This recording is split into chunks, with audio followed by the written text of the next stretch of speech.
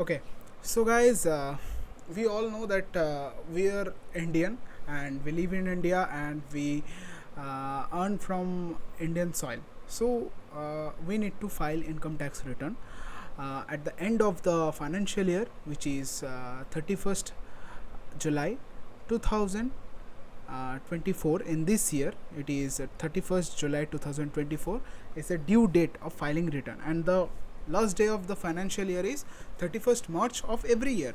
You know, so every year we need to file income tax return between 31st March to 31st July. In this time period, we need to file income tax return.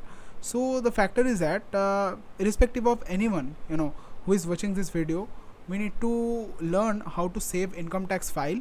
The concept is basically, see, I am making this video in emergency purpose because of we all know that the budget is out.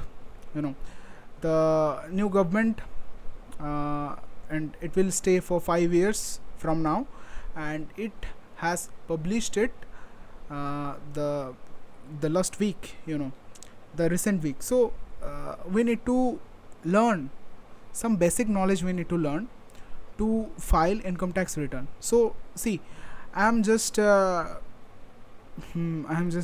giving the introduction in English, but after that, when we will discuss about some basic thumb rules, and we will get to know about the tax planning and tax saving procedure. Then we will continue in Hindi, because I think everyone will be comfortable in Hindi, because a lot of people are there who are watching this video, and they will be comfortable in Bengali, Hindi. So I will continue in Hindi, because Bengali people used to understand the Hindi language, and I think we will discuss it in almost Hindi, Bengali, in both language, to for the better understanding. So let's get started. Okay, so first of all, how to save income tax. We need to know how to save income tax. तो बात ये है कि ये जो video है, मैं emergency purpose क्यों बना रहा हूँ, इसका एक लॉजिक है. इसका लॉजिक ये है कि अभी जो टैक्स सिस्टम नया इंडिया में इंट्रोड्यूस किया है, लास्ट बजट जो है 2024 में, जो इसी वीक में, जो लास्ट वीक में जो बजट आया है मार्केट में, इसमें क्या हुआ, बहुत सारा रूल्स में चेंज अप हमको देखने को मिला है.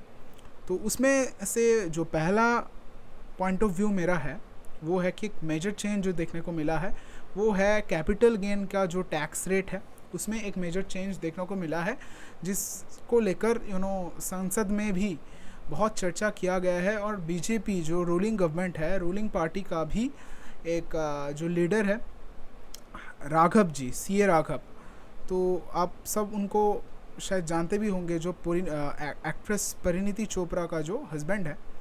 तो आई थिंक मेरे हिसाब से वही है जो संसद में है अभी, और वो बीजेपी रूलिंग पार्टी के तरफ से है अभी.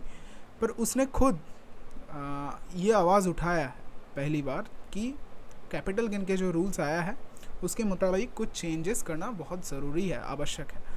तो क्या है, उसने एग्जैक्टली जो इंटरव्यू में कहा था, तो उसमें ऐसा दिखाया है पूरा कैलकुलेशन के बेसिस पे, जो हालांकि आज हम लोग वो यहाँ पर चर्चा नहीं कर रहे हैं, क्योंकि because of that is a separate thing. Capital gain is a separate thing, and we are just today we are just gonna explain, and we are just gonna talk about HUF and individual.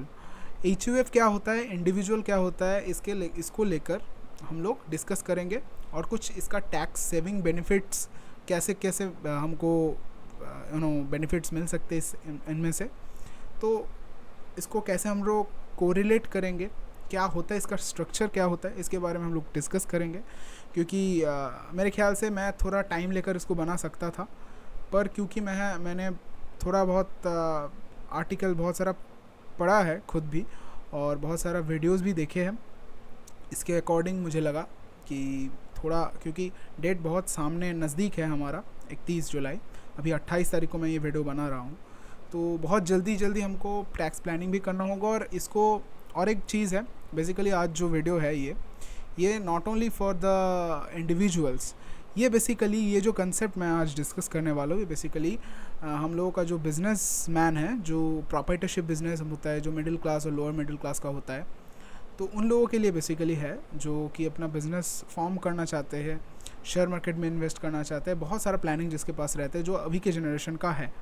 और ये भी है कि जो इसके हम लोगों का पहले का जनरेशन का जो आदमी है, उन लोगों के लिए भी ये है। पर ये यहाँ पर और एक चीज़ मैं स्पेसिफाई करना चाहता हूँ। स्पेसिफ़िकली आज जो मैं टैक्स सेविंग बेनिफिट के बारे में बताऊँगा, ये स्पेसिफ़िकली एप्लीकेबल होगा सिर्फ कुछ रिलीजन के लोगों के लिए। कौन कौन सा रिलीजन वो होगा हिंदू के लिए, ऑब्वियस हिंदू के लिए, सिख के लिए, जैन के लिए। तो ये बेसिकली ये जो लोग हैं, इनको ये वीडियो का जो बेनिफिट होगा ज़रूर होगा। हाँ, आप लोग बोल सकते हैं कि यहाँ पर जो इंडिया में हिंदू के बाद अगर कोई धर्म आता है वो होता है मुस्लिम, इस्लाम धर्म। पर इस्लाम धर्म के लिए जो मैं टैक्स बेनिफिट के बारे में यहाँ पे मैं बोलना चाह रहा हूँ, ये उसके लिए एप्लीकेबल नहीं होगा, ये मैं पहले ही बता देता हूँ। पर ऑब्वियसली मैं इंडिविजुअल का जो टैक्स बेनिफिट्स के बारे में बताने जा रहा हूँ, उसके लिए obviously Hindu, Muslim, irrespective of any religion, it will be applicable for everyone. तो किसी भी धर्म के हो, सबके लिए ये एप्लीकेबल हो जाएगा, ठीक है। तो क्या है ये बेनिफिट्स, क्या है, क्या प्लानिंग, टैक्स प्लानिंग एक्चुअली होता कैसे है, ये सब के बारे में हम लोग जानेंगे। इसके पहले हमको एक छोटा सा चीज़ पहले जानना होगा। हमारा जो इनकम टैक्स स्लैब है, इसमें इंडिविजुअल किसको बोला जाता है? मेरा नाम राजकुमार है, तो मैं एक इंडिविजुअल हूँ, ठीक है। मेरा पापा, मेरा माँ, मेरा वाइफ, मेरा चिल्ड्रन, हर एक व्यक्ति जो है, इन सबको इंडिविजुअल बोला जाता है, ठीक है। अभी ये भी हो सकता है कि सोचिए फॉरेन कंट्री से, फॉर एग्जांपल किसी भी एक नाम आप बता सकते हैं फॉरेन कंट्री से, for example Ricky Ponting, cricketer Ricky Ponting. तो रिकी पॉन्टिंग इंडिया में आया है, तो वो भी एक इंडिविजुअल ही है, ठीक है। सिर्फ डिफरेंस क्या होता है, हम लोग इंडिया में रहते हैं तो हमको बोला जाएगा रेसिडेंट इंडिविजुअल, और जो बाहर से आते हैं उसको बोला जाएगा नॉन रेसिडेंट इंडिविजुअल्स। तो इन लोगों के लिए अलग अलग कुछ, मतलब मैं जो डेफिनेशन बोला एग्जैक्टली यही इनकम टैक्स में लिखा हुआ नहीं है, मैं सिंप्लीफाई करने के लिए आप लोगों को ये वाला डेफिनेशन बोल रहा हूँ। तो इसके मतलब ये मत समझिए कि यही एग्जैक्ट रूल है। मेरा कंसेप्ट जो आप लोगों को ईजी भाषा में, ईजी लैंग्वेज में समझ में आएगा, वही लैंग्वेज यूज़ करूँगा, और बाकी जो लैंग्वेज होगा वो मैं यूज़ नहीं करूँगा। जो टेक्निकल लैंग्वेज होता है बहुत सारा, तो उसके बारे में हम बात नहीं करेंगे। तो फर्स्ट ऑफ ऑल देखिए, जो इंडिविजुअल्स होते हैं उसके लिए कुछ हम लोग बात करेंगे। ज़्यादातर केस में जो होता है, ज़्यादातर लोग जो टैक्स फाइल करते हैं उसको देखा जाता है कि 60 के नीचे और 18 से 60 के बीच में जो एज होता है, ये वाला फाइल एक होता है, इन जो लोग इनकम टैक्स फाइल करते हैं। और एक होता है आफ्टर द रिटायरमेंट, 60 से लेके 80 तक का एज में इनकम टैक्स फाइल होता है। अभी आप बोलेंगे कि अभी और एक स्लैब होता है इसमें, 80 से लेके उसके बाद का अबव 80s, जिसको बोला जाता है सुपर सीनियर सिटीज़न। उसके बारे में हम डिस्कस नहीं करेंगे, क्योंकि वो लेवल का जो लोग होते हैं ना, वो लोग मतलब उसके पास उतना नॉलेज है कि किस तरीके से टैक्स सेव किया जा सकता है। तो और क्योंकि वो टैक्स दे रहा है उस एज में जाकर, तो इसके मतलब उसका अर्निंग भी उतना ही होगा, और उसका कंसल्टेंट भी है हमारे पास, और उसको उतना नॉलेज तक आप ये समझ लीजिए, अगर कोई उस एज तक इतना कमा रहा है, इसके मतलब ये होता है कि उसके पास उतना नॉलेज तो है किस तरीके से हमको टैक्स सेव करना चाहिए, किस तरीके से हमको मनी, मेरा जो फंड है उसको ग्रो करना चाहिए। हालांकि मुझ में उतना नॉलेज नहीं है कि किस तरीके से फ़ंड ग्रो किया जाए, उसके लिए स्पेशलिस्ट होता है, तो मैं उसके लिए कुछ सजेस्ट आपको नहीं कर सकता हूँ। पर मैं ये सजेस्ट ज़रूर कर सकता हूँ कि किस तरीके से हम इंडियन लॉ के मुताबिक टैक्स इवेट नहीं करके, मतलब टैक्स छुपाएंगे नहीं, पर फिर भी हम कुछ टैक्स, जेन्युइन टैक्स बेनिफिट्स हम ले सकते हैं। ये अभी जो करंट जो बजट हुआ है उसके बाद भी हम लोग क्लेम कर सकते हैं। कुछ टैक्स बेनिफिट्स के बारे में हमको जानने का ज़रूरत है, क्योंकि अभी क्या है, न्यू रेजिम भी आया है। इसके पहले एक ही रेजिम था, ओल्ड रेजिम था, तो ओल्ड रेजिम का स्लैब में टैक्स कटता था। अभी न्यू रेजिम आने के बाद बहुत सारा कैलकुलेशंस में चेंज आया है जो बाकी सब लोगों को अभी पता नहीं है, क्योंकि हाल ही में आया है ये चेंज 1-2 साल में। बजट अभी अभी रिलीज़ हुआ है, प्रेस रिलीज़ हुआ है, तो सबको नहीं पता है और सब लोग जानना भी नहीं चाहते। बहुत सारा कंसल्टेंट्स भी मुझे देखने को मिला है जो लोग अभी इसके बारे में शायद नहीं जानता हो या जानते भी हो, तो वो लोग क्या कर रहे हैं कि देखिए, अगर आप लोगों को ज़्यादा कुछ कैलकुलेशन करना पड़ेगा तो टाइम भी ज़्यादा लगेगा, तो उसके लिए वो लोग टाइम बचाने के लिए वो लोग जस्ट जैसे न्यू रेजिम है, न्यू रेजिम में जाकर फाइल कर दे रहे हैं। पर it is very good for the individuals. Okay, ठीक है, इंडिविजुअल्स के लिए आप न्यू रेजिम फाइल कर रहे हो, कोई प्रॉब्लम नहीं है, क्योंकि आप इस फाइनेंशियल ईयर में अगर न्यू रेजिम फाइल करते हो, आपके पास ये ऑप्शन है कि दूसरे फाइनेंशियल ईयर में जाके अगर आप ITR 1 और 2 करते हैं तो आप दूसरे फाइनेंशियल ईयर में चेंज कर सकते हैं। पर प्रॉब्लम कहाँ होगा? प्रॉब्लम होगा उन इंडिविजुअल्स के लिए जो लोग अपना प्रोप्राइटरशिप बिजनेस रन करते हैं और उसके पास कैपिटल बहुत कम है और उसका प्रॉफिट मार्जिन भी बहुत कम होता है। वो लोग अगर जाके अभी न्यू रेजिम में फाइल करेगा तो ओल्ड रेजिम में बैक करना, वापस आना बहुत मुश्किल होगा। It's not an easy process. सो ये चीज़ जो है हमको याद रखना है। और क्यों याद रखना है, क्यों टैक्स रेजिम इम्पॉर्टेंट है, कैसे हम न्यू रेजिम और ओल्ड रेजिम दोनों में ही फ़ायदा उठा सकते, उसको हम एग्जाम्पल के थ्रू समझेंगे लास्ट में जाके। ओके, तो फर्स्टली हम लोग एग्जिस्टिंग जो हम सब के लिए हम क्या बोले कि मैंने क्या बोला अभी, इंडिविजुअल्स, हम लोग क्या है, हम लोग इंडिविजुअल्स हैं। अगर अच्छे से इसको और एक वर्ड मैं यहाँ पर लिखूँ तो क्या मिलेगा आपको? मैं क्या बोलना चाह रहा हूँ? इंडिविजुअल। यहाँ पर एक वर्ड इंडिविजुअल्स। ये इंडिविजुअल्स कौन है? फॉर एग्जांपल अगर हम लेंगे राज एक इंडिविजुअल है। फॉर एग्जांपल शाम एक इंडिविजुअल है। फॉर एग्जांपल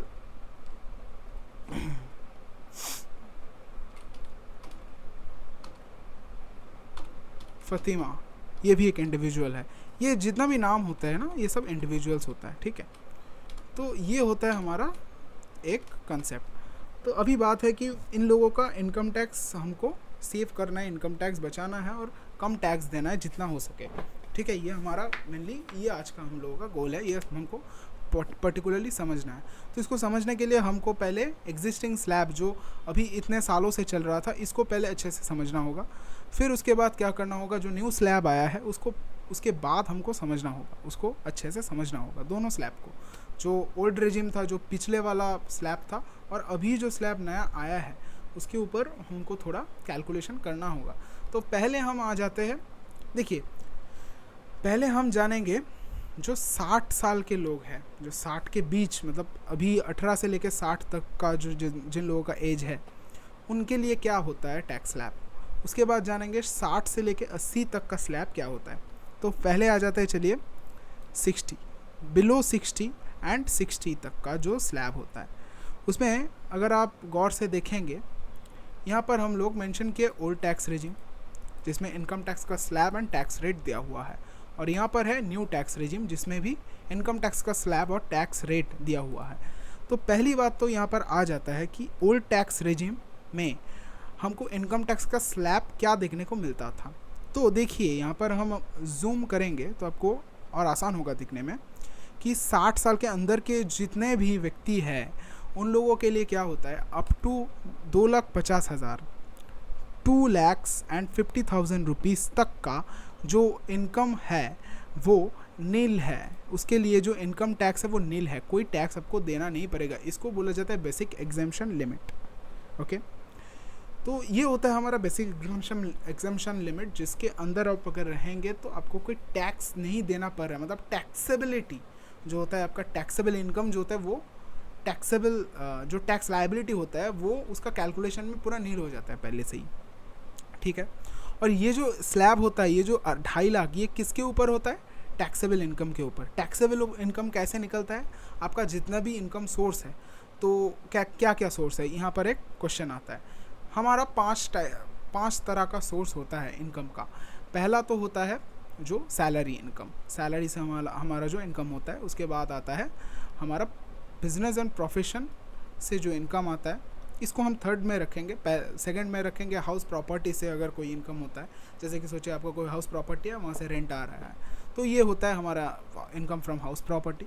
उसके बाद आता है बिजनेस एंड प्रोफेशन, आप कुछ काम कर रहे हैं या आप कोई बिजनेस कर रहे हैं, यहाँ से कुछ अर्निंग हो रहा है, तो वो होता है हमारा बिजनेस एंड प्रोफेशन से अर्निंग। और उसके बाद क्या आता है, उसके बाद आता है कैपिटल गेन। कैपिटल गेन का मतलब होता है फॉर एग्जांपल आपका जो ग्रैंडफादर था, और आपका जो ग्रैंडफादर या ग्रैंड मदर था, उसका नाम पे कोई एक घर रखा था, उसने कोई घर रखा है और आपको वो घर जो है, आपको वो घर दे दिया है, ये जो होगा आपका कैपिटल एसेट होगा। तो अभी यहाँ पर कुछ कॉन्सेप्ट्स लगता है कि ये गिफ्ट दिया है या सेल किया है, ये कुछ कॉन्सेप्ट्स अलग होता है, उसको हमको अभी समझने की ज़रूरत नहीं है। तो और एक चीज़ यहाँ पर हमको समझना है कि फॉर एग्ज़ाम्पल आपका एक घर है और आप उस घर को आप किसी और व्यक्ति को बेच दिए, तो ये भी आपका कैपिटल गेन है, ठीक है। तो ये हो गया कैपिटल गेन। और उसके बाद आता है अदर सोर्सेस। अदर सोर्सेस में क्या आता है, आपका जो सेविंग्स बैंक का इंटरेस्ट है, आपका जो डिविडेंड इनकम है, आपका जो फॉर एग्जांपल आप बोल सकते हैं जो लॉटरीज इनकम है, बेटिंग का इनकम है, क्रॉसवर्ड पजल से इनकम है, हॉर्स रेस से इनकम है, ये जितना भी इनकम्स है इसको अदर सोर्सेस में काउंट किया जाता है। तो फॉर एग्जांपल आप ड्रीम 11 अभी बहुत पॉपुलर है, ड्रीम 11 में पैसा लगाओ और उसको मतलब बेटिंग करो और वहाँ से पैसा अर्न करो, तो वहाँ से जो पैसा अर्न होता है वो होता है हमारा अदर सोर्स का इनकम। तो ये 5 सोर्स ऑफ इनकम हमको मिल गया है। ये 5 सोर्स ऑफ इनकम को अगर हम एक साथ जोड़ेंगे तो यहाँ से आता है हमारा ग्रॉस टोटल इनकम। ओके, तो ये ग्रॉस टोटल इनकम क्या हुआ, 5 हेड्स ऑफ इनकम को मिला के इसको बोला जाता है हमारा ग्रॉस टोटल इनकम। एंड ये ग्रॉस टोटल इनकम से हमारा हम क्या कर सकते हैं, ग्रॉस टोटल इनकम से हम डिडक्शन क्लेम कर सकते हैं। जो डिडक्शन कैसे हो सकता है, डिडक्शन फॉर एग्जांपल आप नेशनल पेंशन स्कीम के अंदर फंड में इन्वेस्ट किए हैं, तो ये भी आपको डिडक्शन मिलेगा। ELSS फंड के अंदर आप इन्वेस्ट किए हैं, mutual fund ELSS mutual fund में आप इन्वेस्ट किए हैं, प्रोविडेंट फंड में आपने इन्वेस्ट किए हैं, इसमें भी आपको बेनिफिट्स मिलता है, टैक्स बेनिफिट्स मिलता है। आप डोनेशन दिए हैं, आप मेडिक्लेम करवाए हैं, आप लाइफ इंश्योरेंस करवाए हैं, आप ट्यूशन फीस भरे हैं, आप होम लोन लिए हैं, होम लोन के लिए आप इंटरेस्ट पे किए हैं, प्रिंसिपल अमाउंट पे किया है, इस सब के ऊपर आपको मिल जाएगा एक टैक्स बेनिफिट। ये होता है आपका specifically deduction under chapter 6A, ये अंडर सेक्शन होता है। तो ये सब याद रखने की कुछ ज़रूरत नहीं है। मैं बोलना चाह रहा हूँ ये जो सेक्शन, जो डिडक्शन का सेक्शन है, ये आपको मिलेगा कब, तभी जाके मिलेगा जब आप ओल्ड टैक्स रेजिम में रहेंगे, पुराने वाला टैक्स रेजिम में अगर आप रहेंगे तो आपको सारी ये बेनिफिट्स मिलेगा। अगर आप न्यू टैक्स रेजिम में जाएंगे तो आपको ये सारा बेनिफिट्स नहीं मिलेगा। आपको मिलेगा तो मिलेगा ज़्यादा से ज़्यादा आपका 80 CCD2 बोल के एक बेनिफिट्स होता है, तो टेक्निकली हमको समझना नहीं है, मतलब आप ये पकड़ के चलिए कि सिर्फ 1-2 ही आपको डिडक्शन मिलेगा, ठीक है। फॉर एग्जांपल हमको सैलरी के ऊपर एक स्टैंडर्ड डिडक्शन मिलता है जो कि अभी है 50,000 ओल्ड टैक्स रेजिम में। पुराने टैक्स रेजिम में सैलरी अगर आपका फॉर एग्जांपल हर साल आपका सैलरी होता है 10 लाख, तो वहाँ से आपको क्लीन 50,000 रुपीज़ माइनस हो जाएगा, आपको डिडक्शन मिल जाएगा, बेनिफिट मिल जाएगा 50,000 रुपये का, कि आप उसके ऊपर टैक्स, वो आपका टैक्स लायबिलिटी के अंदर कैलकुलेशन के अंदर नहीं आएगा। और वो न्यू टैक्स रेजिम के अंदर जो आया है वो 75,000 रुपीज़ इंक्रीज़ किया गया है 50,000 से, वो हो गया 75,000 रुपीज़। इस बजट में उसको चेंज किया गया है। तो ये सारा बहुत सारा चीज़ आया है। और हालांकि मैंने ये भी बोला है कि कैपिटल गेन के बारे में आज डिस्कस नहीं करने वाले हम लोग, तो उसके बारे में भी आज चर्चा नहीं करेंगे। अब जो चर्चा करना है मेनली इंडिविजुअल्स एंड HUF मैंने बोल दिया है, उसके बारे में चर्चा करना है। तो फर्स्ट ऑफ ऑल हम देख रहे हैं यहाँ पर 2.5 लाख रुपए के ऊपर कोई टैक्स नहीं आता है। 2.5 लाख से लेकर 5 लाख तक हमको टैक्स लगता है 5%। दैट मीन्स इसका 5 लाख से लेकर 2.5 लाख 1 रुपये का अंतर कितना है, 2.5 लाख रुपये का, और 2.5 लाख के ऊपर मिलेगा आपको 5% टैक्स आपको देना होगा। इसका मतलब 12,500। चलिए देखिए यहाँ पर 12,500, अभी 5 लाख के ऊपर से 5 लाख 1 रुपया के ऊपर से 10 लाख रुपया तक आपको कितना परसेंट ऑफ टैक्स पे करना है 20%। दैट मीन्स ये 12,500 तो आया, उसके साथ साथ और 20% ऑन दिस 5 lakhs ऐड हो गया, होके जितना टैक्स आया वो तो हो गया कितना, 1,12,500 रुपया। और अभी 10 लाख के ऊपर का जो इनकम है, 10 लाख 1 रुपये से लेकर बाकी जितना भी आपका इनकम होगा उस सबके ऊपर आपका टैक्स जो लगेगा वो होगा 10 लाख का ऊपर 30% टैक्स स्लैब का रेट, 30% के हिसाब से आपको टैक्स लगेगा। 10 लाख के ऊपर जितना भी आपका इनकम होगा उसमें 30% के आसपास आपका टैक्स चला जाएगा। तो अभी ये तो समझ में आ गया ये ओल्ड टैक्स रेजिम में क्या है। अभी ये हो गया हमारा 60 के नीचे वाला एज का जो है। अभी 60 के ऊपर जो हमारा एज का रेंज है उसके लिए 60 to 80 तक का कितना मार्जिन होता है, कितना परसेंटेज में चेंज होता है हम देखेंगे। चलिए, तो यहाँ पर भी हम देख सकते हैं, यहाँ पर स्लैब में कुछ थोड़ा सा चेंज किया गया है। अब देखिए यहाँ पर जो यहाँ पर था 2.5 लाख, यहाँ पर किया गया है 3 लाख, तो 3 लाख में आपका कोई टैक्स नहीं लगेगा। यहाँ पर जो है 2.5 लाख से 5 लाख, यहाँ पर वही है 3 लाख से 5 लाख। तो ये पहला वाला जो स्लैब है ये 2.5 लाख के जगह 3 लाख किया गया है ओल्ड टैक्स रेजिम के मुताबिक। और ये जो डेटा मैं आप लोगों के साथ शेयर कर रहा हूँ ये इनकम टैक्स का वेबसाइट में ही है असेसमेंट ईयर 24-25 के लिए। तो ये वही डेटा है जो मैं शेयर कर रहा हूँ आप लोगों के साथ। तो ये हो गया हमारा ओल्ड टैक्स रेजिम का कंसेप्ट। अभी आते हैं न्यू टैक्स रेजिम में। न्यू टैक्स रेजिम में भी अगर हम देखेंगे तो इसमें भी बेसिकली क्या है, इसमें भी जो 3 लाख का ये जो 2.5 लाख था, 2.5 लाख के नीचे आपको कोई टैक्स का मतलब टैक्स स्लैब, कोई टैक्स का रेट नहीं क्या व्हाट टू से एप्लीकेबल नहीं होता था। पर अभी क्या है 3 लाख का ऊपर अगर जाएगा तभी एप्लीकेबल होगा। पर यहाँ पर एक बात है, 3 लाख के ऊपर जब जाएंगे उसके बाद एप्लीकेबल होगा, वहाँ से लेकर 6 लाख तक का 5% का टैक्स लगेगा। एक बेनिफिट है कि कम टैक्स रेट आपको यहाँ पर दिया जा रहा है, 5% का टैक्स। अभी क्या हो रहा था यहाँ पर देखिए 5 लाख का ऊपर का जितना भी पार्ट था वो 20%, 5 लाख से लेकर 10 लाख तक 20% टैक्स लगता था। अभी यहाँ पर बेनिफिट क्या हुआ, 6 लाख तक हमारा 5% टैक्स लग रहा है, 6 लाख से लेकर 9 लाख तक ये 3 लाख का रुपीज़ में हमको 10% टैक्स लग रहा है, 20% नहीं 10% टैक्स। आफ्टर दैट क्या हुआ, 9 लाख से लेकर 12 लाख तक हमको टैक्स लग रहा है 15%, यानी अभी 20 क्रॉस नहीं कर रहा है। अभी 12 लाख से लेके 15 लाख तक हमारा जो इनकम है उसके ऊपर फिर अब जाके 20% लग रहा है। तो इसमें आपका मार्जिन कितना हो गया, अब अगर गौर से देखेंगे तो यहाँ पर आप 10 लाख पे 20% टैक्स दे रहे थे, यहाँ पर 15 लाख आपको मैक्सिमम मिल गया, जिसके ऊपर जाके आपको जितना तक आपको मार्जिन मिल गया 20% टैक्स देने की बात। मतलब 15 लाख के ऊपर अगर आपका टोटल इनकम आएगा तब जाके आपको 20% टैक्स देना है। उसके बाद अगर हम देखेंगे कि 15 लाख जो इनकम है उसके ऊपर आप जाएंगे तब जाके आपको ये 30% का टैक्स रेट एप्लीकेबल होगा, जो कि यहाँ पर था 10 लाख से ऊपर जाएंगे तो 30% का टैक्स रेट लगेगा। यहाँ पर अब है 30% का टैक्स रेट जो है 15,000 के ऊपर जाएगा। तो यहाँ पर ये बेनिफिट हुआ, जो ये पार्ट में जो लोग था इन लोगों को बेनिफिट हुआ, डेफिनेटली इन लोगों को कुछ बेनिफिट हुआ, टैक्स का बेनिफिट हुआ, इसमें जो है टैक्स सेव हुआ थोड़ा।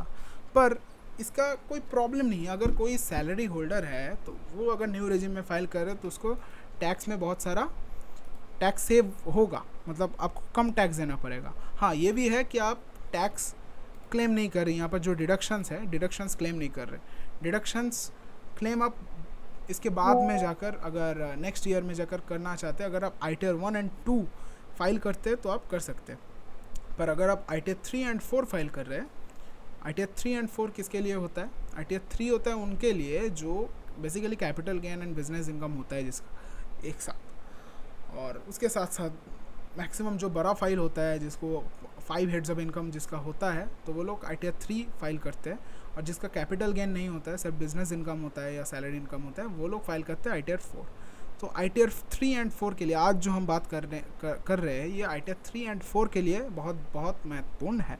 जो लोग बिज़नेस फाइल करते हैं उनके लिए। तो सेम तरीके से देखिए 60 से 80 तक का जो रेंज है उसमें भी अगर आप गौर से देखेंगे तो उतना ज़्यादा बहुत ज़्यादा कुछ चेंज नहीं है, उसमें भी ऑलमोस्ट सेम ही है।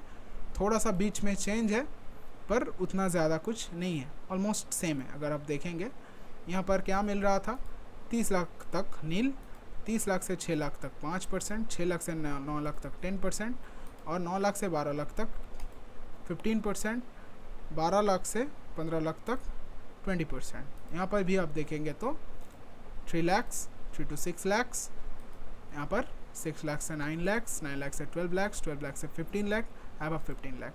तो ये हो गया हमारा न्यू टैक्स रेजिम का जो रेट्स है, ठीक है, ये हो गया हमारा न्यू टैक्स रेजिम का रेट। तो ये तो हो गया एक चीज़, ओल्ड टैक्स रेजिम और न्यू टैक्स रेजिम में आपको समझ में आया होगा इतना तक। अभी बात ये है, जो लोग बिज़नेस करते हैं और जो लोग क्या करते हैं, ये 5 लाख से मतलब नील रिटर्न फाइल करते हैं, जिसका इनकम उतना ज़्यादा नहीं है बिज़नेस का, वो लोग क्या करते हैं 3 लाख या 5 लाख 5 लाख तक क्या होता है, पहले एक रिबेट एप्लीकेबल होता था, ठीक है, जो रिबेट अभी न्यू रेजिम में 7 लाख तक मिलता है। वो पिछले ये पहला आई थिंक 3.5 लाख का था, उसके बाद वहाँ से 5 लाख बढ़ाया गया, अभी न्यू रेजिम में ये 7 लाख हो गया है, ठीक है। तो अभी बहुत लोग सुनते होंगे कि 7 लाख का टैक्स बेनिफिट मिल रहा है, टैक्स देना नहीं पड़ेगा, टैक्स देना नहीं पड़ेगा।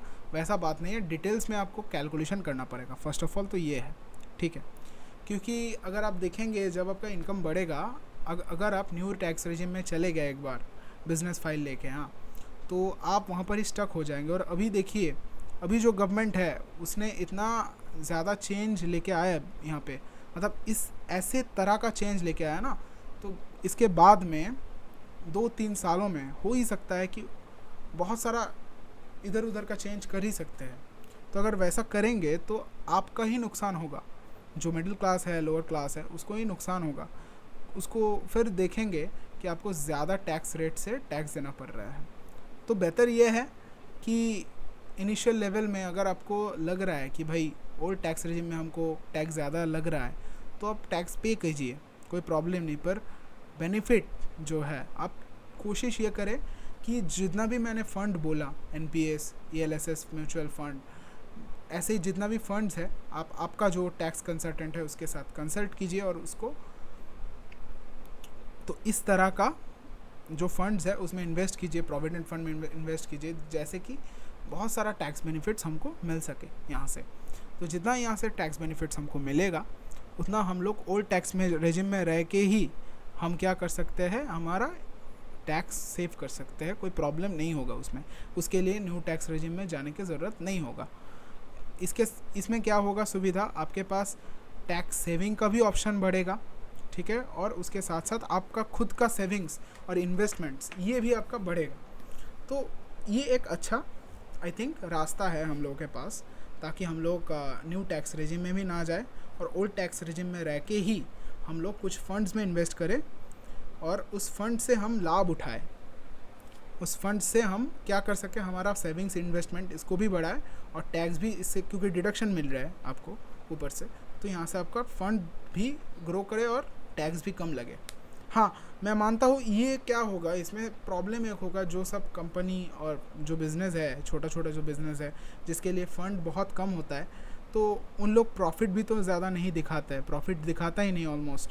तो 5 लाख का प्रॉफिट दिखाता है, मतलब जिसका फॉर एग्ज़ाम्पल जिसका बैंक ट्रांजैक्शन उतना होता भी है, जिसका GST नहीं है, उन लोग, बहुत सारा लोग है जो जिसके लिए ऑडिट मैंडेटरी नहीं है। तो ऑडिट मैंडेटरी नहीं है तो ऑब्वियसली गवर्नमेंट ने बोल दिया है ऑडिट मैंडेटरी नहीं है, तो नॉर्मली तो रूल के मुताबिक आपको सब इनकम दिखाना चाहिए, पर नॉर्मली जो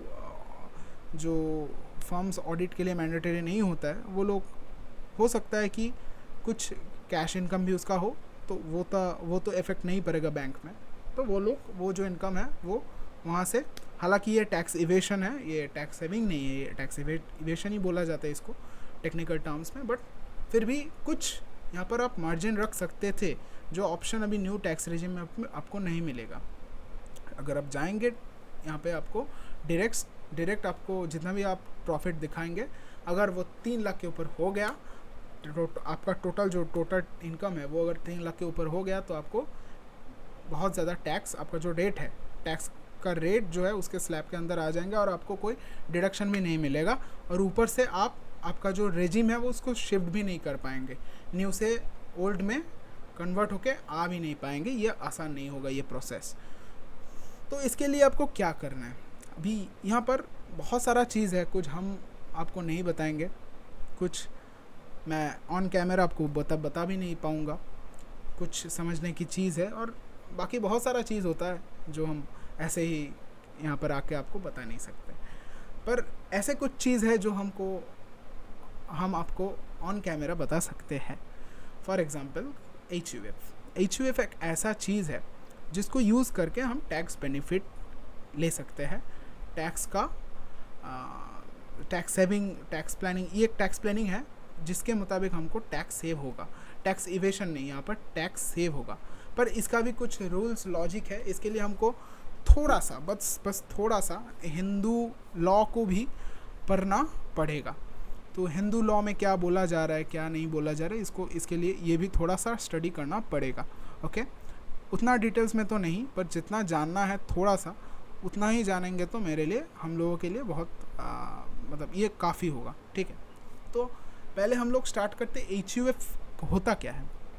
बेसिकली देखिए, जो एच यू एफ होता है, एच यू एफ एक सेपरेट एंटिटी होता है। ठीक है, सेपरेट एंटिटी होता है।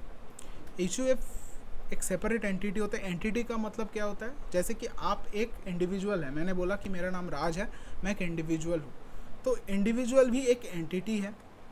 फॉर एग्जाम्पल आपको बोला जा रहा है कि Tata consultancy service, Tata consultancy service, what is Tata consultancy service? Tata consultancy service is basically an entity. ये एक कंपनी है जिसको एक कंपनी भी एक एंटिटी होता है। इंडिविजुअल हम लोगों को जैसा जो व्यक्ति है ये भी एक एंटिटी होता है। उसी तरह एच यू एफ भी एक एंटिटी होता है। फॉर एग्जाम्पल क्या बोला जाएगा, बोला जाता है ना कि फॉर एग्जाम्पल हम सब रोहित शर्मा को जानते हैं, इंडिया का कैप्टन, वर्ल्ड कप जीता है कुछ दिन पहले, तो रोहित शर्मा को सब लोग जानते हैं। रोहित शर्मा को तो सब लोग हम जानते हैं, पर हम लोग उसको क्या बोल के पुकारते हैं? शर्मा जी का बेटा। तो Sharma family, Sharma is a family, Rohit Sharma उसमें से एक व्यक्ति है।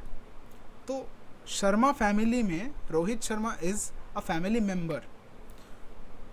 और रोहित शर्मा क्या है? हिंदू है। तो शर्मा फैमिली क्या हुआ? शर्मा फैमिली में जो भाई बहन, माँ, पापा, रोहित शर्मा के वाइफ, रोहित शर्मा के बेटी, ये जितना भी लोग हैं एक साथ रहते हैं। तो इसको क्या बोला जाएगा? Hindu undivided family. तो इसका कंसेप्ट क्या है? हम हिंदू हैं और हम लोग एक साथ रहते हैं, तो हम लोग एक साथ क्या हुए? शर्मा परिवार हुए। तो शर्मा परिवार क्या हुआ? एक हिंदू अनडिवाइडेड फैमिली हुआ। तो अभी यहाँ पर क्वेश्चन आता है कि यहाँ पर हिंदू अनडिवाइडेड फैमिली का स्ट्रक्चर क्या होता है, इसका बेनिफिट क्या है, उसके बाद में हम लोग जानेंगे। Okay, so the fact is that यहाँ पर हम हिंदू अनडिवाइडेड फैमिली का स्ट्रक्चर के बारे में थोड़ा फोकस करेंगे।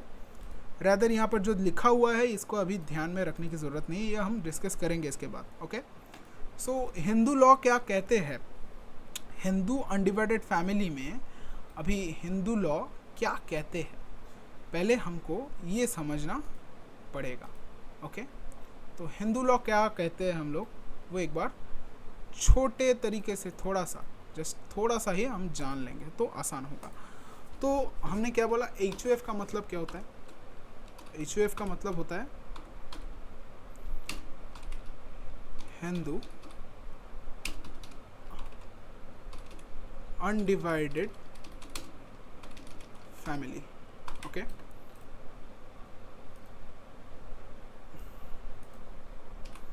तो एच यू एफ का मतलब होता है हिंदू अनडिवाइडेड फैमिली। तो इसके अंदर क्या आता है? इसके अंदर में एक्चुअली में तो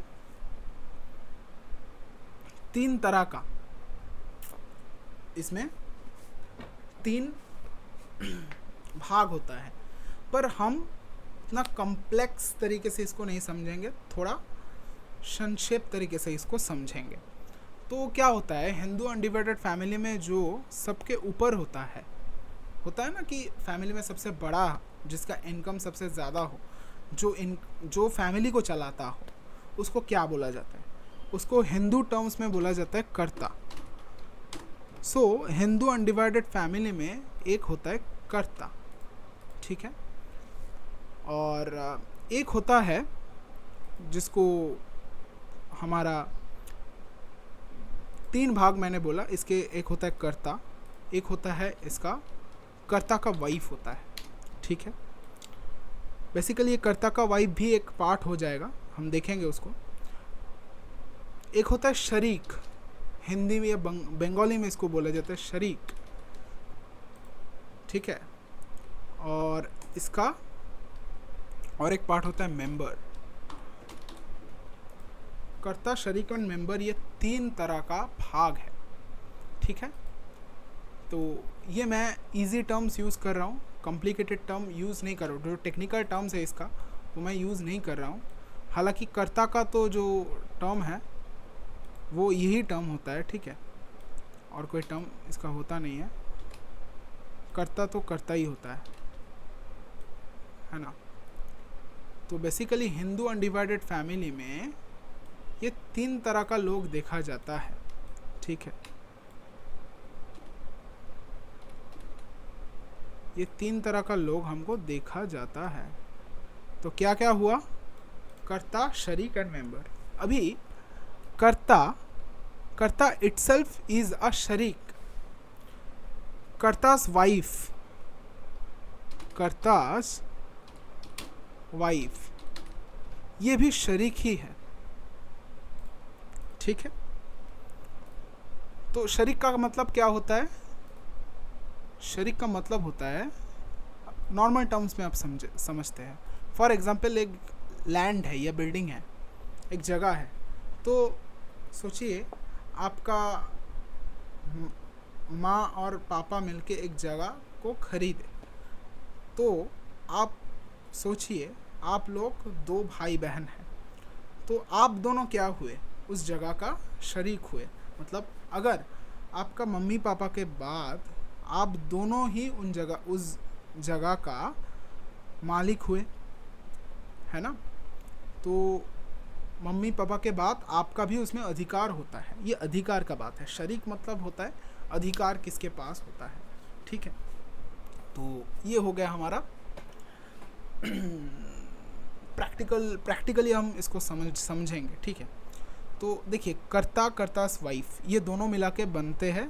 तो अब यहाँ पर और एक चीज़ हो गया ना, आप ध्यान से अगर देखेंगे हिंदू अनडिवाइडेड फैमिली में कर्तास वाइफ इज़ वेरी इंपॉर्टेंट। इसके मतलब हिंदू अनडिवाइडेड फैमिली का जो बेनिफिट है आप तभी उठा सकते हैं, इसका लाभ ये हिंदू अनडिवाइडेड फैमिली आप तभी बोल सकते हैं जब आप मैरिड हो।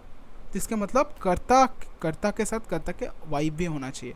आप अगर कर्ता है तो आपका वाइफ भी होना चाहिए, तभी आप एक हिंदू अनडिवाइडेड फैमिली फॉर्म कर पाएंगे।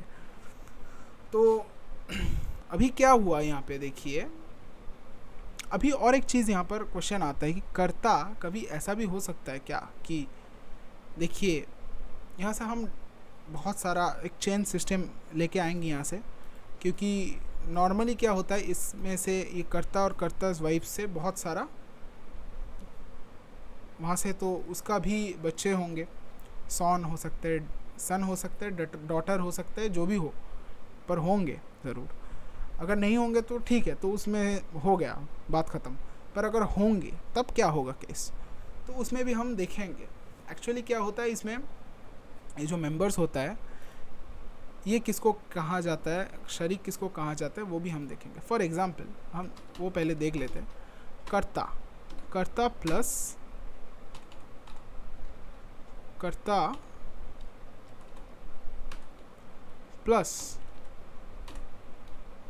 Plus wife.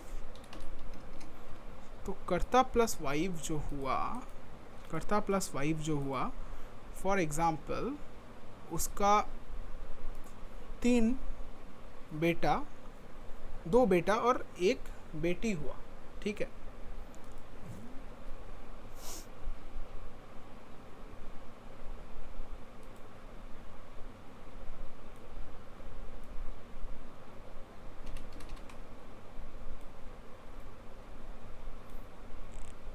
दो बेटा और एक बेटी हुआ।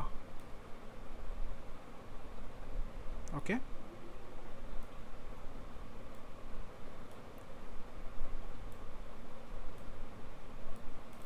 फॉर एग्जाम्पल पहला बेटा का नाम है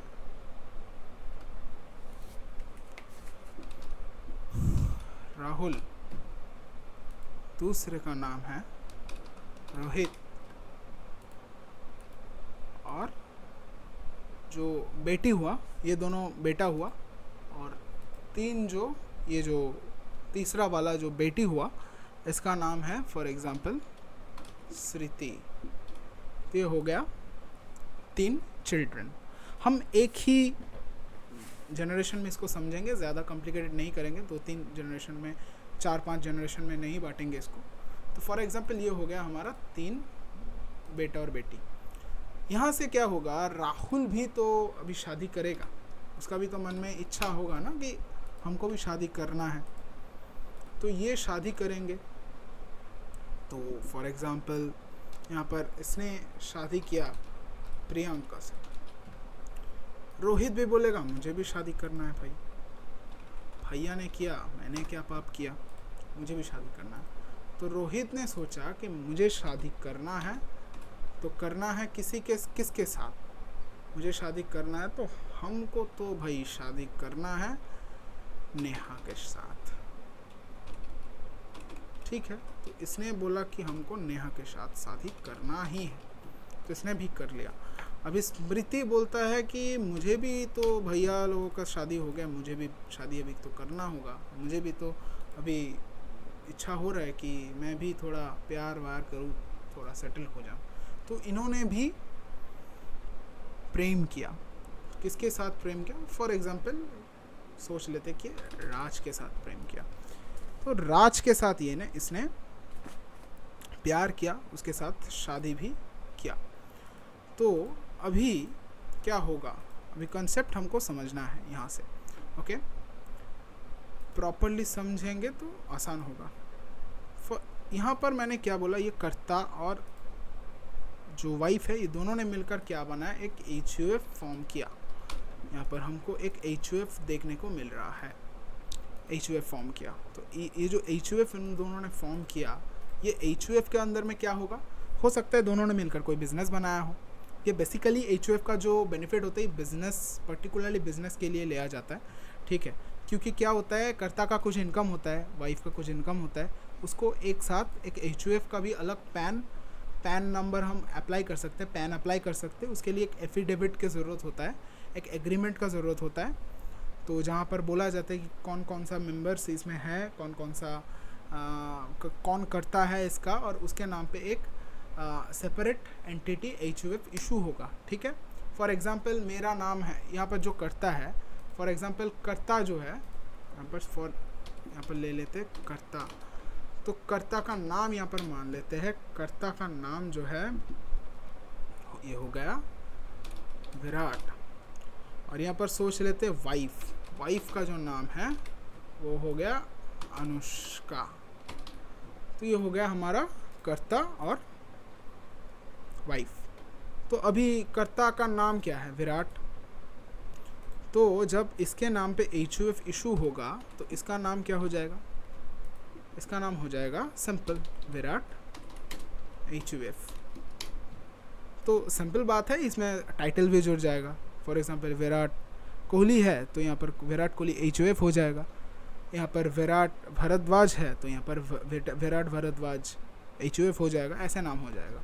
तो अभी ये कर्ता के अगेंस्ट में HUF जनरेट हो रहा है। ठीक है, उसके अगेंस्ट में हम वाइफ को भी अलग सा मेंबर हम दिखा रहा है। ठीक है, तो क्या होगा, ये HUF का जितना भी प्रॉपर्टीज़ होगा, इनकम होगा, उसके ऊपर हक रहेगा कर्ता और उसका वाइफ दोनों का ही पहले स्टेज में। तो जितना दिन तक इसका ये राहुल, रोहित और श्रुति ये तीनों बच्चा नहीं होता है, उतना दिन तक।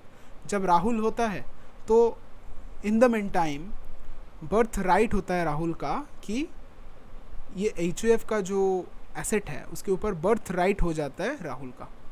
जब रोहित होता है तो ये HUF का जो एसेट है उसके ऊपर रोहित का भी एक हक बनता है। जब होता है तो स्मृति जब होती है तो उसका भी एक बर्थ राइट बन जाता है। तो ये तब क्या होगा, ये HUF का जितना भी प्रॉपर्टीज़ है उसका इनकम एंड उसका जो एसेट है उसके एसेट के ऊपर, बेसिकली एसेट के ऊपर ये 5 लोगों का हक बन जाता है पहले स्टेज में। अभी क्या होता है, इसका बाद का स्टेज देखना है, ठीक है। इसका बाद का स्टेज क्या होता है, फॉर एग्जांपल राहुल का और प्रियंका का एक बच्चा हुआ, ठीक है। हम बहुत सिंपल तरीके से इसको समझेंगे, हो सकता है आपको कॉम्प्लिकेटेड अभी लगा हो, पर वीडियो थोड़ा देख लीजिएगा, बहुत इंपॉर्टेंट है क्योंकि ये आपका फ्यूचर में काम आने वाला है, ठीक है। तो इसको आपको देखना ही पड़ेगा, अदरवाइज़ आपका ही नुकसान है। जितना भी बोरिंग लगे आपको, फिर भी मैं सजेस्ट करूँगा जितना भी बोर हो उसको देखें ज़रूर, क्योंकि बाद में जाके आपको ही प्रॉब्लम या इशू फेस करना होगा, और वो हम लोग इसका रिस्पॉन्सिबिलिटी नहीं लेंगे, कोई नहीं लेंगे। मैं तो ये फ्री में वीडियो बना रहा हूँ, फ्री में नहीं, सबका ही पैसा तो होता ही है। आप लोग भी नेट का बिल भरते हैं, पर मुझे इसके लिए कोई पैसा तो मिलने वाला नहीं है। मैं बेसिकली ये वीडियो बना रहा हूँ जो मेरा टारगेट है, मेरा क्लाइंट्स को प्रॉपरली एडुकेट करना और मेरा जितना भी दोस्त लोग हैं उसको एडुकेट करना। तो इसके लिए मैं ये वीडियो बना रहा हूँ, ठीक है। तो फॉर एग्ज़ाम्पल यहाँ पर दोनों बच्चा हुआ, दोनों लड़का हुआ, ठीक है। तो यहाँ पर सोचिए रोहित और नेहा भी है यहाँ पे, तो रोहित और नेहा का भी 2 बच्चा हुआ। एक हुआ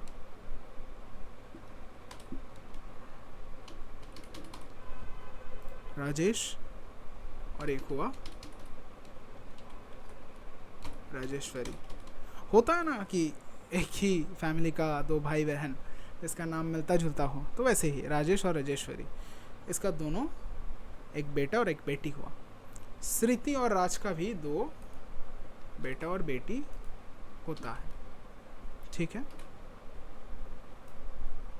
ये भी आप मान के चलिए कि यहाँ पर एक बेटा हुआ इसका और एक बेटी हुआ। तो जो बेटी हुई उसका नाम फॉर एग्जांपल सरस्वती, और जो बेटा हुआ उसका नाम हो गया कार्तिक। तो ये हो गया पूरा फैमिली ट्री, यहाँ से लेके यहाँ तक का फैमिली ट्री, ये हो गया हमारा ये पूरा परिवार का एक फैमिली ट्री। तो अभी बात ये आता है यहाँ पे कि कौन मेंबर है और कौन शरीक है, ये एक बहुत बड़ा क्वेश्चन है इसमें। तो और शरीक और मेंबर में डिफरेंस क्या होता है? मेंबर में जो शरीक होता है वो होता है जिसका डायरेक्ट ब्लड रिलेशन हो, जो करता है, जो HUF का करता है, जैसे कि ये जो करता है इनके साथ जिसका डायरेक्ट ब्लड रिलेशन हो, ब्लड रिलेशन बोल रहे हैं, ब्लड रिलेशन हो, ठीक है। तो यहाँ पर अगर हम देखेंगे तो ये दोनों का, जैसे कि यहाँ पे ब्लड रिलेशन किसका है? ब्लड रिलेशन है यहाँ इसका। तो ये हो गया हमारा शरीक। इसके प्रियंका का क्या ब्लड रिलेशन है? मैं बार बार बर्ड बोल रहा हूँ, सॉरी फॉर द इंट्रोडक्शन। यहाँ पर प्रियंका का ब्लड रिलेशन नहीं है, तो ये क्या हो जाएगा हमारा? ये हो जाएगा मेंबर, ओके।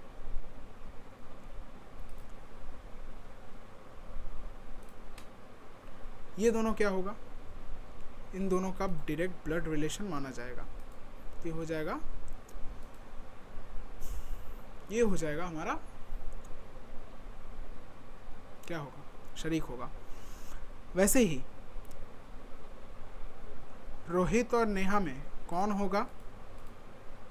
ब्लड रिलेशन किसका है? रोहित का है, तो वो हो जाएगा शरीक। स्मृति का डायरेक्ट ब्लड रिलेशन है, हो जाएगा शरीक। नेहा और राज। ये क्या होगा, इसका डायरेक्ट ब्लड रिलेशन नहीं है, तो ये हो जाएगा हमारा मेंबर। ठीक है, अभी यहाँ पर एक चीज़ में चेंज आता है।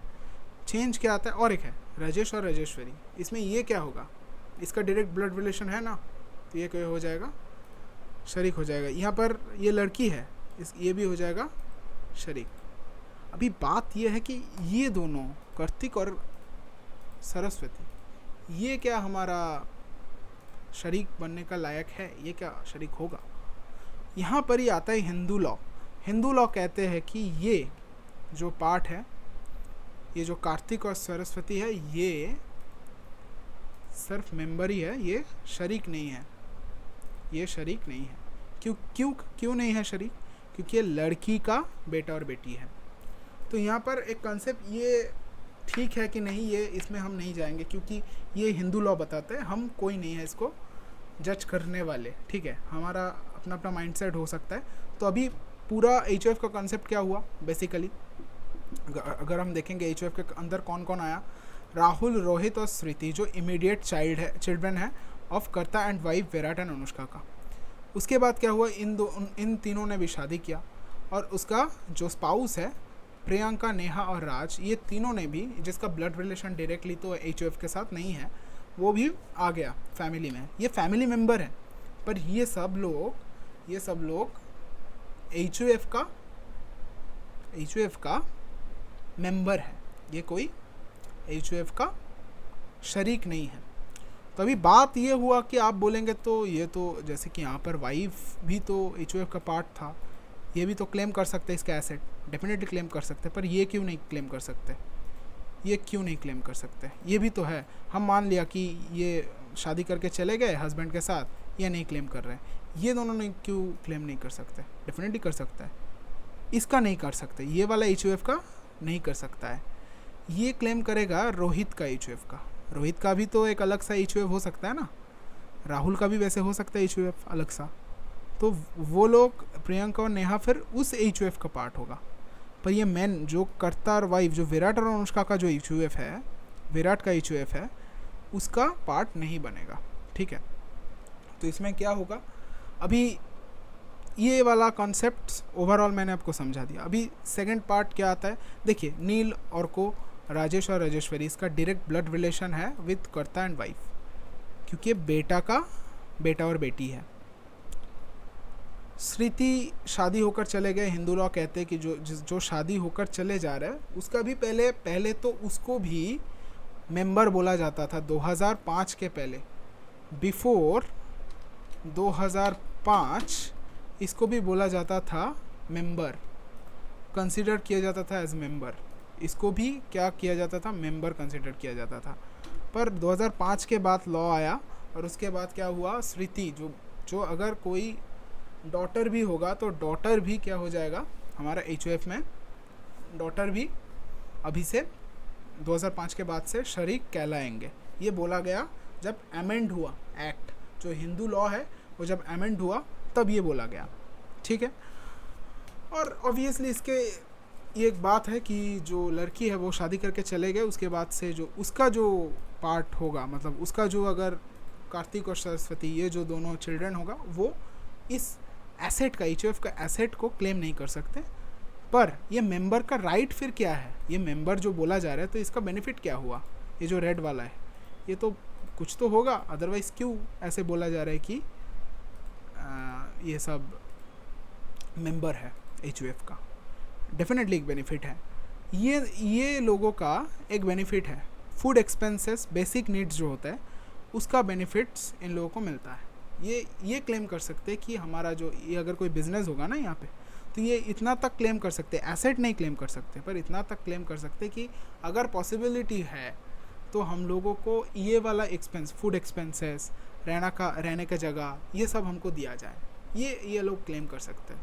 पर ये जो ग्रीन वाले हैं, ये लोग जो शरीक है, ये लोग क्या क्लेम कर सकते हैं, ये बोल सकते हैं कि ये जो बिज़नेस है इसको बेच दे के बाकी जितना भी प्रॉपर्टी है वो प्रॉपर्टी को अपने आप में बांट लो। हो सकता है, ये पॉसिबिलिटी है यहाँ पे, अगर सब लोग एग्री करें तो। पर अगर कोई एग्री नहीं करते हैं तो यहाँ पर बंटवारा नहीं होगा, बंटवारा नहीं होगा वहाँ पे, ठीक है। तो यहाँ पर ये कॉन्सेप्ट्स के बाद आता है ये जो ऊपर में लिखा हुआ है, देखिए 2 अलग अलग कॉन्सेप्ट्स। ये सेम कॉन्सेप्ट्स पूरा इंडिया में चलता है, पूरा इंडिया में चलता है ये सेम कॉन्सेप्ट्स। डिफरेंस सिर्फ यही है। आपका मन में ये क्वेश्चन आया होगा कि ये लोग जब क्लेम करेंगे कब क्लेम कर सकते हैं? जब ही बर्थ राइट, जब मैं एक टर्म यूज़ किया बर्थ राइट, जब ही बर्थ लेते हैं ये लोग, जब ही हमारा मातृभूमि में, भारतीय मातृभूमि में भूमिष्ठ होता है, तभी क्या इनको राइट मिल जाता है HUF का एसेट क्लेम करने का। ये जो लॉ है रेस्ट ऑफ इंडिया में जो बोला जाता है Mitakshara school of Hindu law, ये स्कूल का मतलब ऐसा नहीं कि विद्यालय, स्कूल का मतलब एक कॉन्सेप्ट्स को बोला जाता है। Mitakshara school of Hindu law ये बोलते हैं कि अगर आपका एल्डर जिंदा है, मतलब राहुल, रोहित और श्रुति तभी क्लेम कर सकते हैं जब विराट और अनुष्का मर जाएंगे। सॉरी, ये बोलता है जब, ये जो मैं कॉन्सेप्ट बोला कि राहुल, रोहित और श्रुति ये तीनों HUF का एसेट तभी क्लेम कर सकता है जब विराट और अनुष्का मर जाएंगे। ये हो गया दया बागा स्कूल ऑफ हिंदू लॉ, ये वेस्ट बंगाल और आसाम में चलता है, ठीक है। पर Mitakshara school of Hindu law क्या कहते हैं रेस्ट ऑफ इंडिया में? आसाम और वेस्ट बंगाल को अलावा बाकी सब जगह में क्या चलता है? बाकी सब जगह में चलता है जब भी राहुल, रोहित और श्रुति भूमिष्ठ होता है, ठीक है, irrespective of death of its कर्ता and wife. It means irrespective of death of his or her elder. It is not mandatory. The elder of them, of their elder, death of the elders is not mandatory to claim the asset of HUF. It's your birthright. When you were born, in India, then you can claim the asset of the HUF, कर्ता का जो asset है उसको claim कर सकते हैं। तो इसका एक डिसएडवांटेज भी हो सकता है इसमें, है ना, कुछ डिसएडवांटेज भी होता है, एडवांटेज भी होता है, उसके बारे में हम चर्चा भी नहीं कर रहे। पर बात यह है सिंपली कि जो Mitakshara school of Hindu law कहते हैं वेस्ट बंगाल और आसाम के अलावा, जैसे कि जो मुंबई के क्लाइंट्स हैं, दिल्ली के क्लाइंट्स हैं, उसके लिए एप्लीकेबल हो जाएगा कि वो और उसका वाइफ एक साथ होकर अगर कोई HUF फॉर्म करते हैं और उसका कोई बच्चा होता है तो उसका बर्थ राइट हो जाता है कि वो HUF में जितना पैसा बैंक ट्रांसफ़र अप किए हैं, उसका जितने भी एसेट्स है, उसके नाम पे कोई घर है, कुछ भी हो, उसमें उसका बर्थ राइट हो जाता है, वो भी क्लेम कर सकते हैं, ठीक है। तो अभी क्या होता है यहाँ पर वेस्ट बंगाल और आसाम में क्या होता है? वेस्ट बंगाल और आसाम में ये होता है कि बर्थ राइट आपको नहीं मिलता है। बर्थ राइट आपको मिलता है क्या, किसका? डेफिनेटली क्लेम करने का तो मिलता है, पर आपके नाम में कब आएगा? आप खुद उसका हिस्सेदार कब बनेंगे एक्चुअली में? जब आपका एल्डर, आपके बुजुर्ग जो है, उसका अगर डेथ होगा तब जाके आप क्लेम कर सकते हैं। इसके मतलब आप सोचिए, राहुल तभी क्लेम कर सकते हैं जब विराट मर जाएंगे, नील भी तभी क्लेम कर सकते हैं जब राहुल मर जाएंगे। फॉर एग्जाम्पल, राहुल मर गया, विराट जिंदा है, तो नील क्या क्लेम कर सकते हैं? नहीं कर सकते, क्योंकि अभी एल्डर जिंदा है। तो एल्डर जिंदा है तो क्लेम नहीं कर सकते। तो ये हो गया कंसेप्ट। अभी इसको बिजनेस पॉइंट ऑफ व्यू से समझते हैं कि बिजनेस में हम इसको कैसे यूज़ कर सकते हैं। फॉर एग्जांपल, हम इतना कॉम्प्लिकेटेड वे से नहीं सोचेंगे। कर्ता, राहुल, नील, ये 3rd जनरेशन तक चला गया, 3rd 4th जनरेशन तक ये जाता है बेसिकली। तो इतना आगे हमको नहीं सोचना है, हम हमारे बारे में सोचना है, भाई हमको कैसे टैक्स सेव करना है, इतना तक हमको सोचना है। तो इसको हम कैसे यूज़ करेंगे? फॉर एग्ज़ाम्पल, हमारे पास 5 लाख रुपया का, 10 लाख रुपया का, ठीक है, इनकम होता है मेरे पास।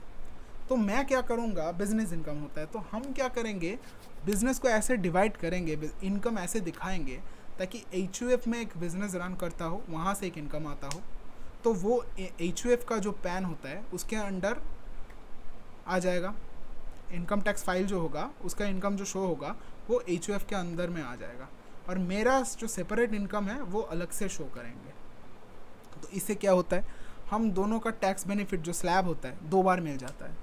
वहाँ पर भी एक मिल रहा है, हम लोग में भी हमारा खुद का ITR फाइल जो कर रहे हैं उसमें भी मिल रहा है, डबल बेनिफिट्स मिल रहे हैं यहाँ पे टैक्स स्लैब में। वहाँ पर 2.5 लाख का बेसिक एग्जम्पशन लिमिट मिलता है, यहाँ पर भी 2.5 लाख का बेसिक एग्जम्पशन लिमिट हमको मिल जाता है, ठीक है। अच्छा, और सेकंड एक चीज़ जो बहुत यहाँ पर मैंने नहीं लिखा हुआ, मैं लिख देता हूँ। बेसिकली क्या है, यहाँ पर सिर्फ हिंदू के बारे में ही हम बात नहीं कर रहे, यहाँ पर हम सिख के बारे में ही बात कर रहे हैं, जैन के बारे में भी बात कर रहे हैं। आई थिंक बौद्धिज़्म जो है, बुद्धिस्ट जो है, इसके बारे में भी हम बात कर रहे हैं, बुद्धिस्ट जो है इसके बारे में हम बात कर रहे हैं, ठीक है। तो इसको भी एक्चुअली में हिंदू अनडिवाइडेड फैमिली के अंदर में काउंट किया जाता है। ये सब का एक साथ मिला के हम लोग बोलते हैं हिंदू अनडिवाइडेड फैमिली। तो ऐसे नहीं कि सिर्फ हिंदू, सिख, जैन ये सब लोग ही आ सकते हैं, ठीक है। तो अभी क्या हुआ, हम लोग क्या कर सकते हैं, वो इनकम को डिवाइड करके दिखा सकते हैं ताकि हमको डबल बेनिफिट्स यहाँ पर मिल सके। और एक ख़ास बात यह है कि हम लोग जो डिडक्शन क्लेम करते हैं वो भी डबल हमको मिल सकते हैं, HUF के अंदर भी मिल सकते हैं और हमारा इंडिविजुअल के अंदर भी मिल सकते हैं। पर डिसएडवांटेज भी है। HUF होल्ड करने वाले जो पैन है उसके अगेंस्ट में बैंक लोन नहीं देता है। अगर किसी बिज़नेस में HUF एज अ पार्टनर है तो उस बिज़नेस को बैंक लोन नहीं देते, इसमें भी एक प्रॉब्लम होता है, ये भी हमको ध्यान में रखना है। अगर हम खुद के बेनिफिट के लिए प्रोप्राइटरशिप बिज़नेस को उसका टैक्स सेव करने के लिए थोड़ा यूज़ कर रहे हैं, छोटा बिज़नेस है अभी यूज़ कर रहे हैं, तो कर सकते हैं, कोई प्रॉब्लम नहीं है। HUF हम यूज़ कर ही सकते हैं, इसमें कोई दिक्कत नहीं होता है। जैसे कि हम यहाँ पे म्यूचुअल अंडरस्टैंडिंग से चलता है, आप देख ही सकते हैं यहाँ पर karta, wife and members, all of them are involved in this transactions, or what you can say, this kind of business. Definitely this is a business। तो एक बिजनेस ही है जिसको हम रन कर रहे हैं हमारे घर वालों के साथ, एक साथ टैक्स बेनिफिट, एक साथ हम लोगों को टैक्स बेनिफिट मिल रहा है। तो ये हम लोग ऐसे भी हमारा पैन को, अगर मेरा जो पैन है, मेरा पैन के अगेंस्ट में इनकम कम करके दिखाना चाहता हूँ तो HUF ले सकता हूँ। मेरा वाइफ के नाम में भी मैं थोड़ा सा इनकम दिखाऊंगा, मेरे नाम में भी इनकम दिखाऊंगा और HUF के नाम में भी इनकम दिखाऊंगा। तो क्या होगा, ये तीनों अलग अलग पैन में हम बेसिक एग्जम्पशन लिमिट 2.5 लाख करके 7.5 लाख रुपीज़ तक यहाँ पर हमारा जो इनकम है इसको बचा सकते हैं, इसके ऊपर टैक्स लगना बचा सकते हैं। पहले क्या हो रहा था, फॉर एग्जाम्पल आपका 15 लाख का इनकम है तो आप 2.5 लाख के ऊपर ही टैक्स सेव कर सकते थे। आप क्या कर सकते थे, बिजनेस इनकम है 2.5 लाख के ऊपर ही टैक्स सेव कर सकते, तो बाकी जो पार्ट है, जो बाकी 12.5 लाख रुपया है, उसके ऊपर आप जो है टैक्स आपको देना पड़ता। पर अभी क्या होगा, आप खुद के इनकम दिखा सकते हैं, थोड़ा HUF के इनकम थोड़ा दिखा सकते हैं। मैं बोल रहा हूँ इसको टैक्स प्लानिंग करते अलग अलग कर सकते हैं इसको प्रॉपरली। आप खुद का, वाइफ का भी एक अलग सा बिजनेस इनकम दिखा सकते हैं, तो वहाँ से भी बेनिफिट आपको उसके पैन के अगेंस्ट में मिल जाएगा। तो 3 अलग अलग पैन के अगेंस्ट में मिल जाएगा। तो ये भी एक कॉन्सेप्ट होता है, ठीक है। तो ओवरऑल अगर आप देखेंगे तो इसमें आपको इंडिविजुअल और HUF में क्या फ़र्क होता है स्लैब में आप देखेंगे तो यहाँ पर देख सकते हैं, ओल्ड टैक्स रेजिम में कोई चेंज नहीं होता है। न्यू टैक्स रेजिम में भी अगर आप देखेंगे तो उतना ज़्यादा कुछ चेंज आपको नहीं दिखने को मिलेगा। जो स्लैब है वो सेम होता है, ठीक है, ओल्ड और न्यू में। सिर्फ चेंज एक चीज़ में ही होता है, यहाँ पर 15 लाख के एबव में 30% का टैक्स तो लगता है, पर 15 लाख से बाद अगर जब 50 लाख पार हो जाता है तो ओल्ड टैक्स रेजिम और न्यू टैक्स रेजिम में अलग अलग टैक्स रेट होता है। ओल्ड टैक्स रेजिम में 50 लाख तक नील होता है, सरचार्ज, इसको सरचार्ज बोला जाता है। ये एक्स्ट्रा, ये कंपनीज में भी होता है एप्लीकेबल, ठीक है। टैक्स लगने के बाद अगर एक पर्टिकुलर इनकम के ऊपर हो जाएगा तो उसके ऊपर सरचार्ज लगता है। तो 50 लाख के ऊपर अगर हो जाएगा तो नील होगा, 50 लाख तक नील होगा। 50 लाख से 1 करोड़ तक 10% एक्स्ट्रा सरचार्ज देना पड़ेगा, और उसके साथ साथ 1 करोड़ से 2 करोड़ तक 15, ओल्ड और न्यू दोनों में सेम है।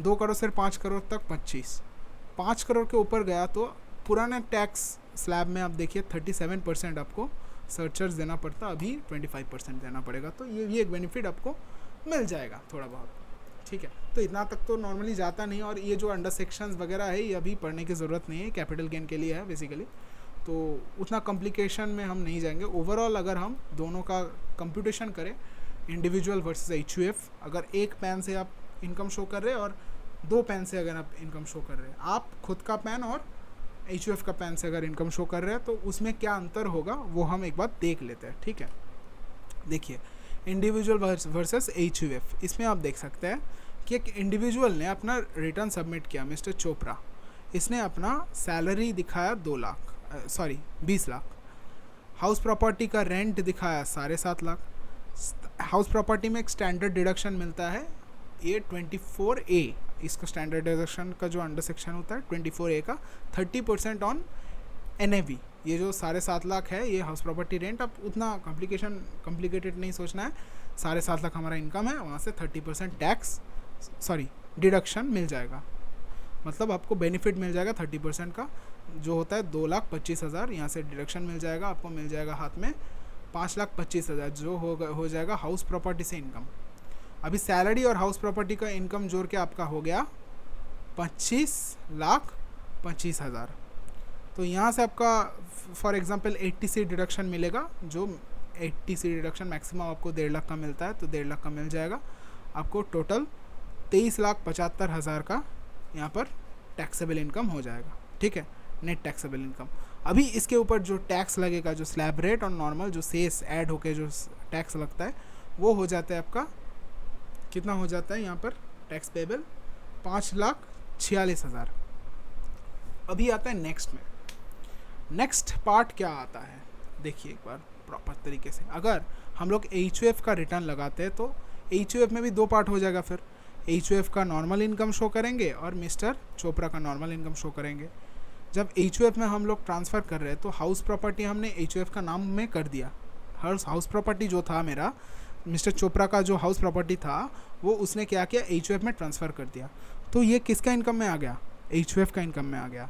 तो 7.5 लाख इनकम किसका शो हुआ, उसका हुआ क्या, नहीं हुआ, एचयूएफ का इनकम शो हुआ। तो एचयूएफ का भी यहाँ पे 24A का 30% का बेनिफिट मिलेगा, 5,25,000, 5,25,000 से 80C का बेनिफिट दोनों को मिलेगा, यहाँ पर भी मिल सकता है अगर आप यहाँ पर इन्वेस्ट करेंगे ना प्रॉपरली, तो आपका देखिए सेविंग्स भी बढ़ रहे हैं ना, सेविंग्स भी बढ़ रहे हैं, दोनों में डिडक्शन भी मिल रहा है।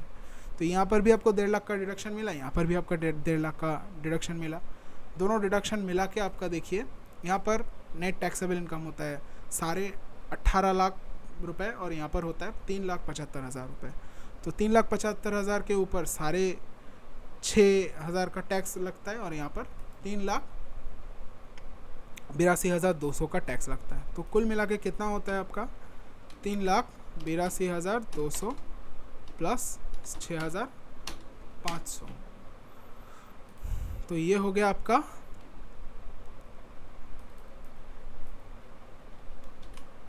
इनकम, टोटल इनकम, सॉरी क्या बोल रहे हैं भाई, ये हो गया हमारा टोटल एचयूएफ का टैक्स, एचयूएफ का 6.5 और इंडिविजुअल का 3,82,200, ये टैक्स देना पड़ा, टैक्स पेबल दोनों मिले के हमको कितना टैक्स देना पड़ रहा है, 3,88,700 रुपीज़ टैक्स लग रहा है।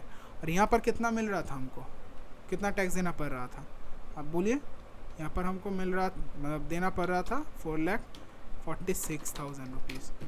तो कितना टैक्स का डिफरेंस हुआ इसमें गाइस,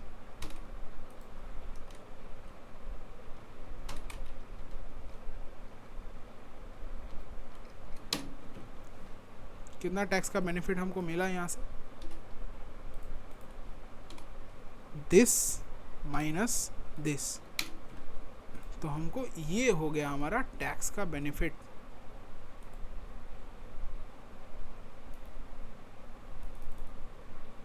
ये हो गया हमारा टैक्स का benefit.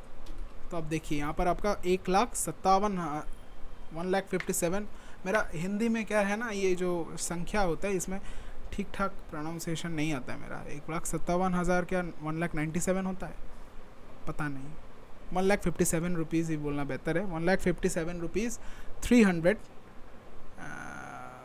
Is my tax saving, ये मेरा टैक्स सेव हुआ टोटल। तो थोड़ा सा मेहनत करना पड़ा, दोनों टैक्स फाइल करवाना पड़ा, तो उसमें हो सकता है कि 3,000 रुपये एक्स्ट्रा गया हमारा, पर फिर भी हम टैक्स सेव कर पाया। तो ये हमारा बेनिफिट होता है बेसिकली HUF एंड इंडिविजुअल का।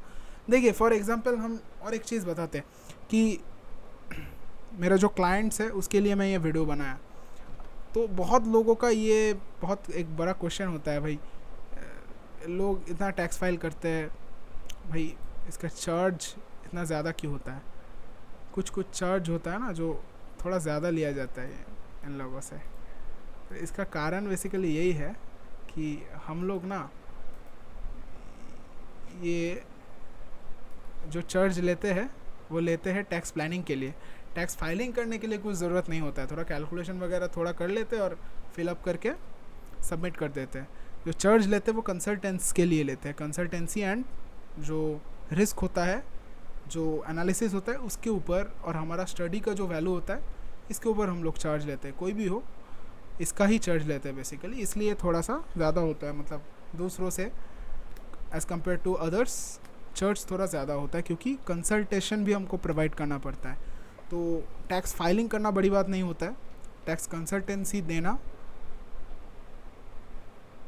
ज़्यादा वैल्यूएबल होता है आई थिंक। तो जो अभी करंट सिचुएशन है इंडिया में, टैक्स प्लानिंग थोड़ा अभी जो फंड मैनेजमेंट है थोड़ा वोलेटिलिटी में है, क्योंकि जो डिसीशंस बजट में लिया गया है as per my point of view, I think कुछ सेक्टर्स में थोड़ा डाउनफॉल हमको देखने को मिलेगा। तो इसके लिए हम लोगों को थोड़ा टैक्स प्लानिंग करना भी ज़रूरत है। तो इसके लिए आज का सेशन था गाइस, बेसिकली ये जो मेन सेशन है ये मैंने मेरा जो जितना भी क्लाइंट्स है बाहर से, जो जितना भी क्लाइंट्स है उन सब के लिए है, और जो लोग नया इनकम टैक्स अभी फ़ाइल करने वाले हैं, हो सकता है कि इस साल फ़ाइल नहीं किए 2-3 सालों में करने वाले, तो उनके लिए भी है कि भाई अभी से इतना माइंडसेट कर लो कि ELSS fund, pension fund, PPF, बाकी जितना भी सब फंड है, ऐसे फंड्स में इन्वेस्ट करना स्टार्ट कर दो, ताकि बाद में जाकर आपका सेविंग्स भी बढ़े और आपका टैक्स बेनिफिट्स भी मिलते रहे। और जो बिजनेसमैन बनना चाहते हैं, जो बिज़नेस अभी एग्जिस्टिंग बिजनेस जो जिन लोगों का है, वो लोग कभी भी न्यू रेजिम में अचानक से चले मत जाइए, थोड़ा वेट कीजिए, क्योंकि बहुत सारा डिसीजन अभी बाकी है। आई थिंक 1-2 साल में बहुत सारा चेंजेस आने वाला है, जो मेजर चेंजेस हो सकता है, और हो सकता है अगर आप न्यू रेजिम में चले जाएंगे तो दिक्कत आपको बढ़ सकता है बाद में जाके। तो ये जो वीडियो मैंने बनाया बेसिकली, इसमें मैंने भी खुद कंसल्टेशन लिया है एक्सपर्ट से, जो मेरा भी टीचर्स है, मेरा भी सर है, तो उन लोगों से बात करके, वो लोग भी काम कर रहे हैं, मैं भी काम कर रहा हूँ, कोई टीचर्स है जो पढ़ा रहे हैं बहुत दिनों से, बहुत सालों से, मुझसे भी ज़्यादा एक्सपीरियंस, तो उन लोगों से बात भी किया हूँ, बहुत सारा वीडियोस भी देखा हूँ और आर्टिकल्स पढ़ा हूँ।